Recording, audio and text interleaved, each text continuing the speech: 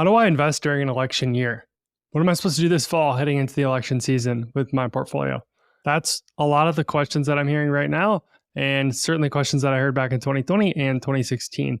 So I thought it would be a good time to record an episode to discuss the historical performance of the US stock market, not only during election years, but after, especially when you're comparing the returns from different parties.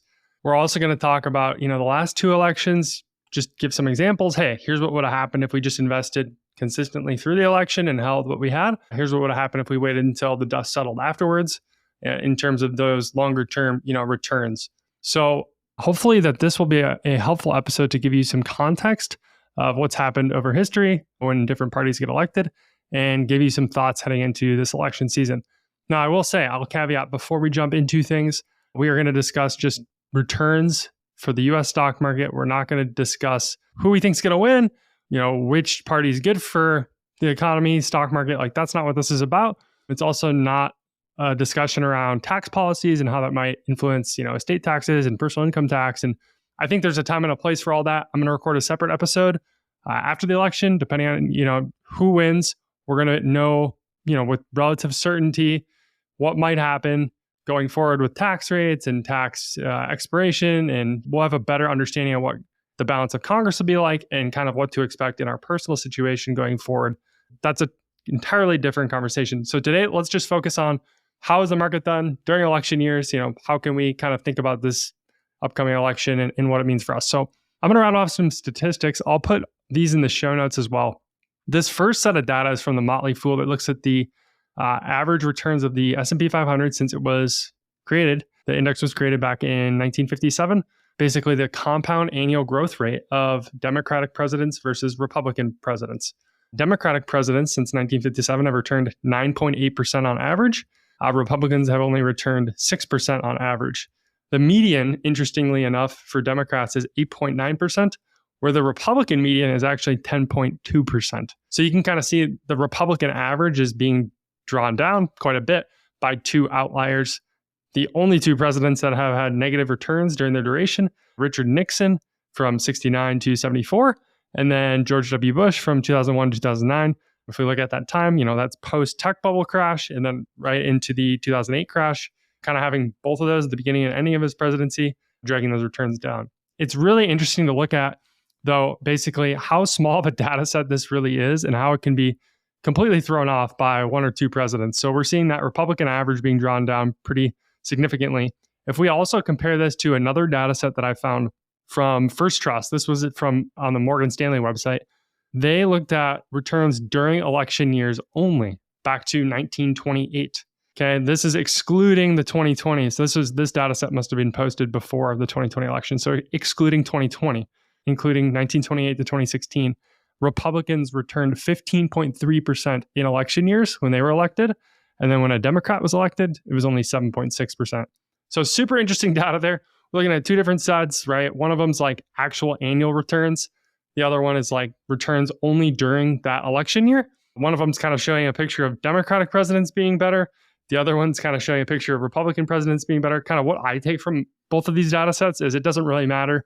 We're dealing with such small data sets that it's very difficult to draw like conclusions from this, that one party or the other is better. I do find it interesting that like we definitely have a data set showing Democratic presidents being better for the stock market when the general sentiment is that Republicans are better typically for the economy and finance. They have lower tax rates and better for the stock market. So it's interesting to see that data set that is showing the complete opposite of that general sentiment. And then we jump over to that other data set showing Republican election years being much stronger than Democratic election years. So just interesting to look at the differences between the two and kind of see no matter who's elected, on average, the markets have gone up a lot over long periods of time. Okay. And I think the longer that we draw out those time periods, right, the less it really matters. I think when you're looking at specific election years, we only have so many presidential elections.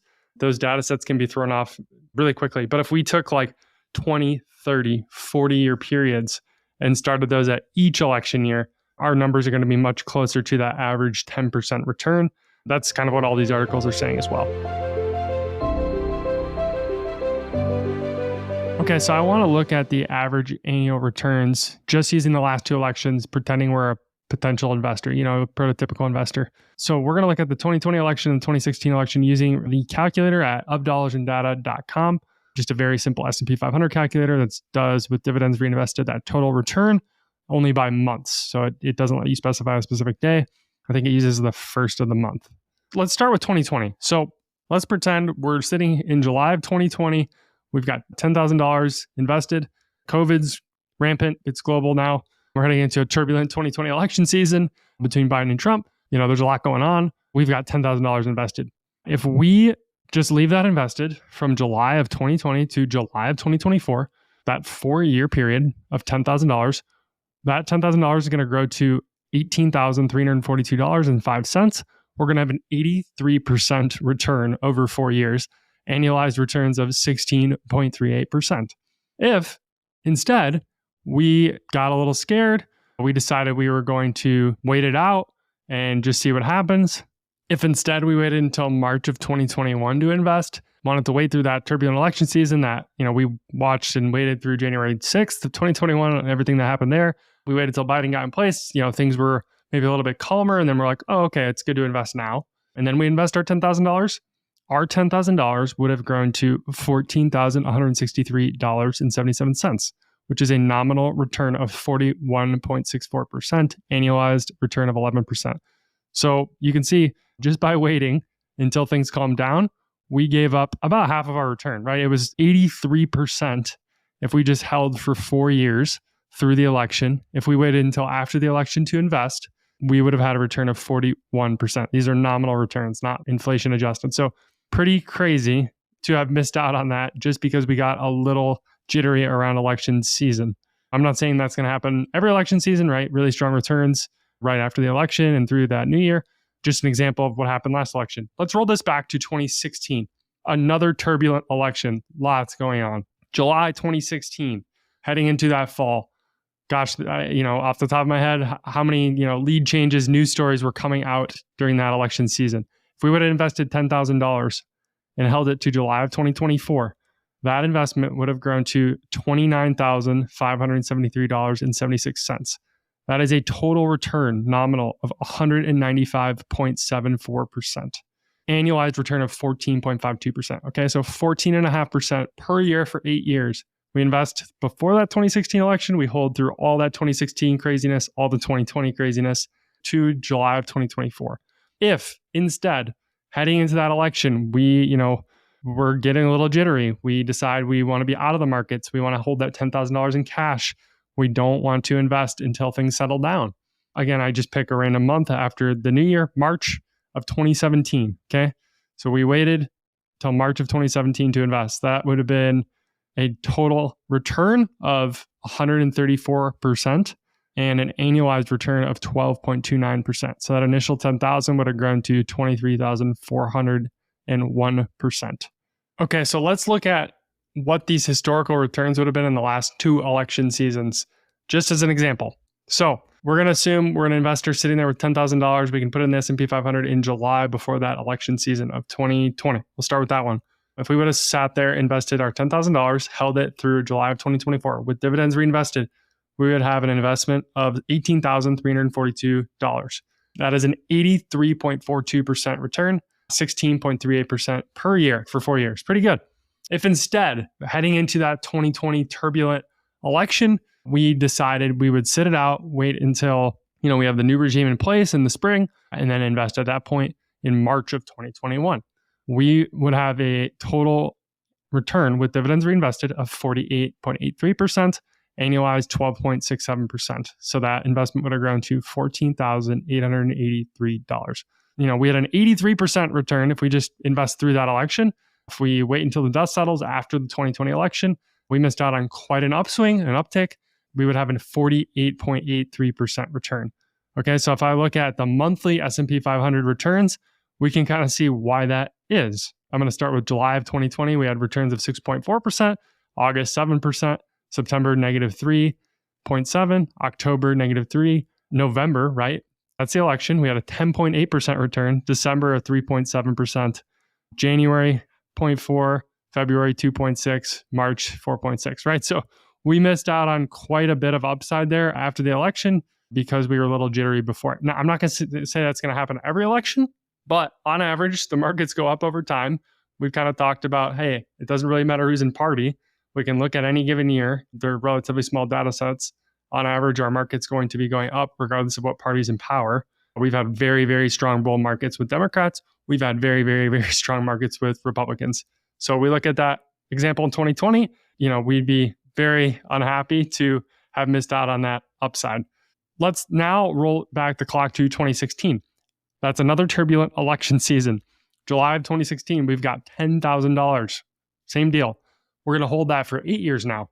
That, until July of 2024, would have grown to $29,573. That is a total return of 195% and an annualized return of 14.52%. Okay? If we didn't do that, 2016, that election was crazy, right? We wait until 2017, things have calmed down. We have a new president in place. Okay, now we invest that money.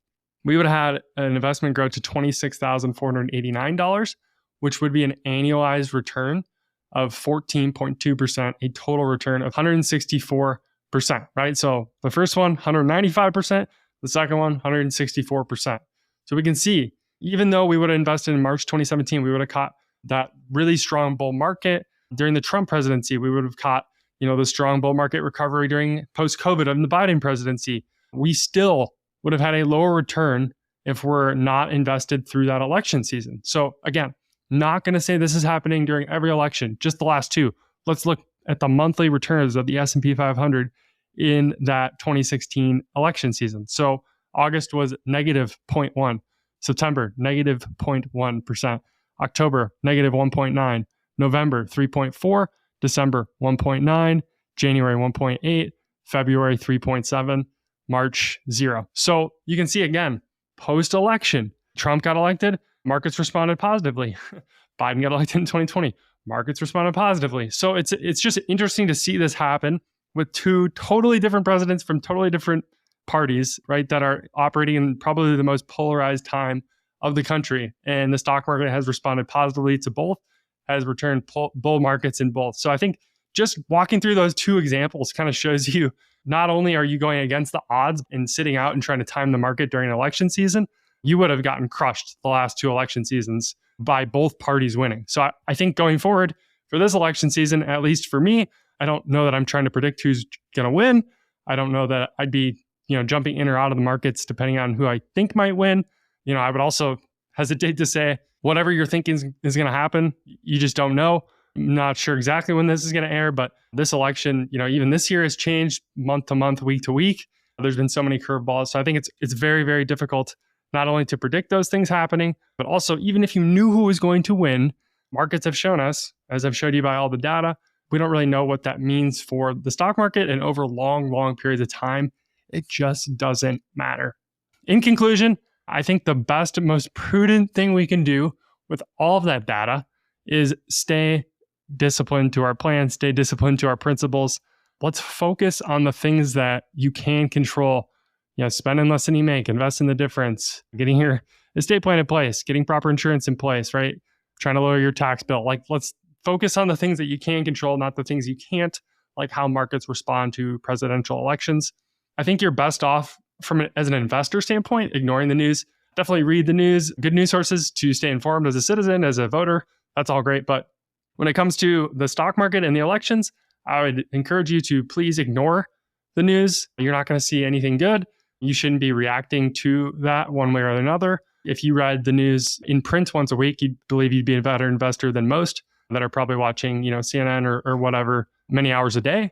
If you fundamentally think that the world is going to change or your goals change, like fundamental goals, like, hey, instead of retiring at 50, we've decided we want to work till 65 or the reverse, like fundamentally your goals change.